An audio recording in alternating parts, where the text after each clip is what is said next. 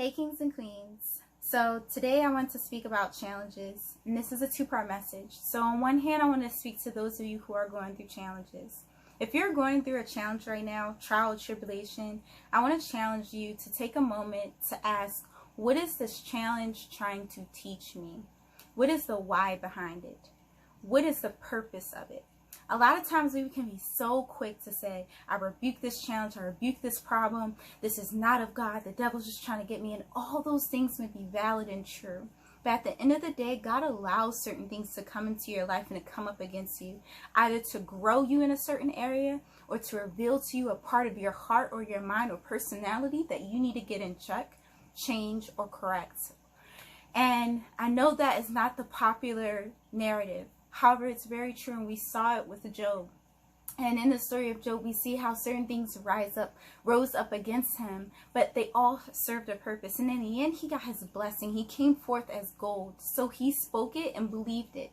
Sometimes we need to speak things and speak victory over the problem we're facing, but to also learn the why behind it and to trust God as we're seeking that why, as we're seeking how we can grow in that moment. Now, on the other hand, I want to speak to those who are seeing people go through challenges.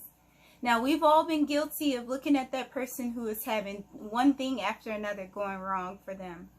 I've been guilty of it too.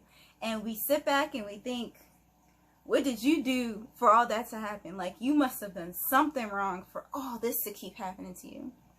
I challenge you and myself to be very mindful in those moments, to take a step back and say, I wonder what God is trying to teach them and how God can use me as a vessel to be a blessing to them or to be a help to them.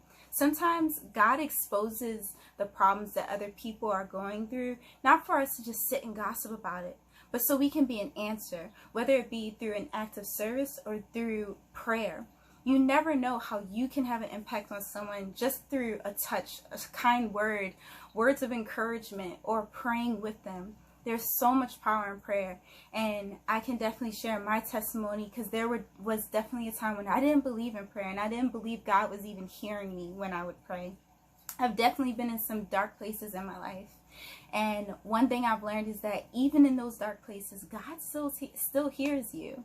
And this also goes for those who are going through challenges. If you're feeling like God isn't hearing you, He hears you. Keep pushing. Keep having faith. Have that childlike faith. As children, when people asked us what did we want to be when we grow up, we would scream and shout, president, doctor, anything. And we believed it with all of our might. And it's not until we get older that all these other voices try to burn down that idea or burn down and obliterate that dream. Get back to that childlike faith that God, you do hear me. You wouldn't create me and send your son to die on the cross just to say, I wonder how many prayers she's going to say. That's not true. He hears you. Keep pressing. Keep seeking His face, words. And He will show Himself to you. He will bring you through.